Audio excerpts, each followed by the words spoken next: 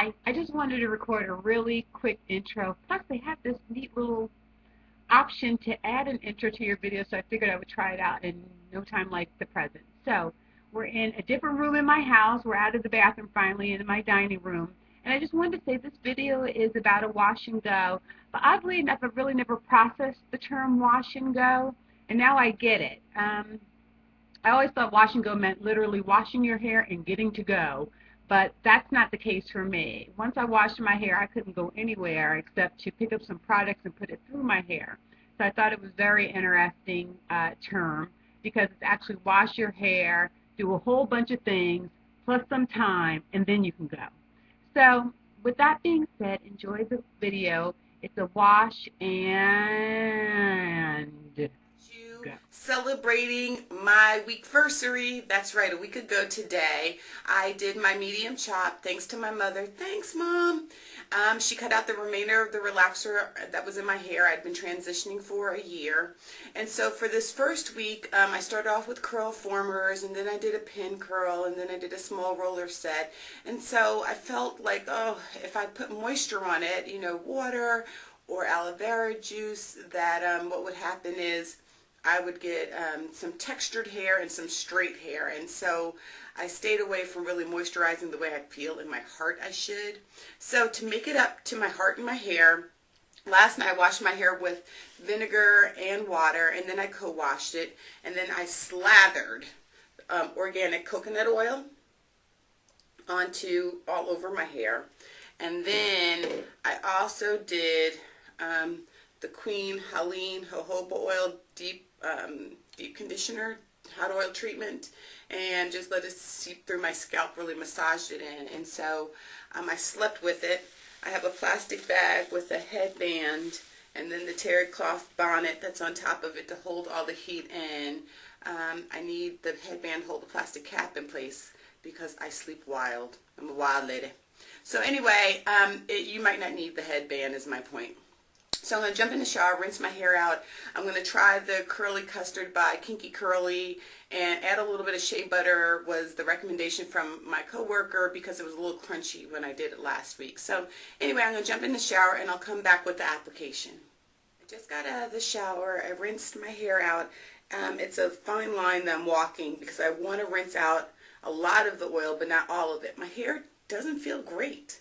It feels like the hair shaft is raised. And so immediately what comes to mind for me is, of course, my aloe vera juice that's in my industrial sized Home Depot squirt bottle. So I'm going to go through this with the aloe vera juice through my hair, help the cuticle to lay flat. I'm also going to put a little bit of Giovanni leave-in conditioner and also the Kinky Curly Knot Today, only because the Kinky Curly Knot Today is supposed to work with the Kinky Curly Custard, and I figured let me try to be a little bit compliant. Okay, I'm back. I have now detangled my hair. I've put the aloe vera juice on it. I've put the Kinky Curly curling leave-in, and I've done the Giovanni leave-in as well. I've also put a little bit of raw shea butter that has a bit of coconut oil in it, and just kind of went through my hair. I do right now, I don't go into the shower and section my hair off or work in sections because of my hair length. Who is Sugar calls it going in gorilla style. I feel like for right now when my hair is short, I have the luxury of going gorilla style because as I gain length, I think I'm definitely going to have to section off and wash my hair. So anyway, I did want to show you that I did lose a little bit of hair. This is what came out from the detangling. Again, they're not broken ends. They have the root bulb on it, which there's no way you're going to be able to see that. You're just going to have to trust me, and I hope you can see it. And that's basically just from this week, because I really haven't combed my hair as I went from different styles. So anyway, the Kinky Curly Curling Custard says that my hair should be saturated. It reads, for thick, coarse curls, must have hair dripping wet and divided into small sections. So I just wanted to say that the moment I put the aloe vera juice in with the leave-in conditioner, the feel of my hair changed. It's much more smooth and softer. I don't know if you can hear it. It's saturated. And because the aloe vera juice helps restore a pH balance of between like 4 to 5.5, The curls are starting to establish themselves. My scalp is still so itchy. Ugh. Anyway, I'm going to also put some information in my comments box about Kim A Tube. She does a beautiful series on pH balance in your hair and what happens to your hair follicle. And I have relied on her advice a lot, and it's been extremely helpful. So anyway, I have saturated my hair. And I tell you what, if it were June, I would be tempted just to see what happens with my hair with just a leave-in conditioner and the aloe vera juice. It feels good, and the curls are forming. I have to assume because I can feel them, but you all can see. And so I'd be curious to know what that's all about, but I know for sure the curling custard will help define and probably keep them defined, but God, I really am tempted just to leave this alone. See, it's definitely saturated, it's dripping. I'm also going to get my Denman brush. Okay, so let me move some of this stuff out of the way. And you're supposed to work with your hair in sections.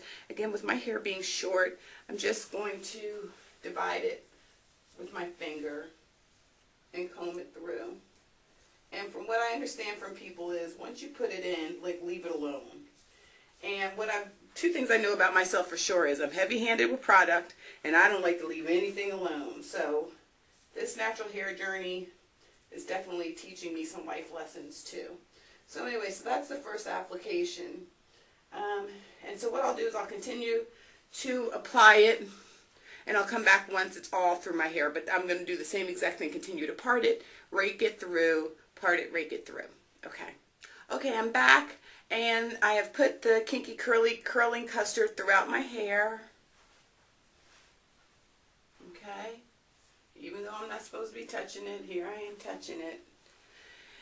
And so what I've also decided I'm going to do, and no one told me to do this, so if it goes terribly wrong, I'm owning it, is I am going to take a little bit of the coconut oil, although I have read that coconut oil in the wintertime is not cute because it can turn white again. I'm only using a little bit. Again, because I'm so concerned about it being crunchy, and I don't think that it's any commentary on the product. Again, because my confession is I'm heavy-handed. I may have used too much product the last time, may have used too much product this time, but because I'm in a learning stage, there's really not much I can do except continue to do a trial and error. So I'm also going to do one last spritz, even though my hair is saturated, just to kind of make sure that the curling custard has, in my mind, evenly distributed. Again, nobody told me to do this. The Kinky Curly Custard didn't say use aloe vera juice. These are just all the things that kind of intuitively have come to me. So anyway, we'll see how it goes. I'll come back and show you guys once it's dried. Just a couple of sprays. Do you see why this thing works so good? Like when you're trying to saturate your hair? Okay, so instead of walking around with a dripping wet head, I remembered that I've seen some videos where people do t-shirts, but now I can't remember whether or not their t-shirt was cut. And it just occurred to me, how am I going to get this off? So here it goes. I'm going to try and stretch the head part and pull it off.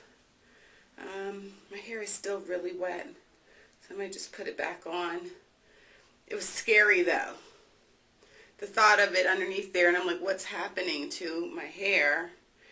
But I know that everybody says it prevents it from frizzing, so I do like that idea. From what I can see, it's doing fine. So I think I'll put the t-shirt back. So I am back, and this is the final look. I had the t-shirt on my head for probably 3 hours, and although my hair wasn't dripping wet anymore, it was still wet at the roots.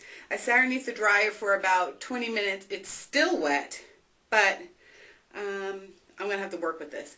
I put a couple of bobby pins here in the front because my hair is apparently too long to kind of stand up at the top, the front, the way I want it to. So I was hoping that the bobby pins would kind of help set it. There's a third one in there somewhere. I can feel you. Okay. And it's still a little crunchy.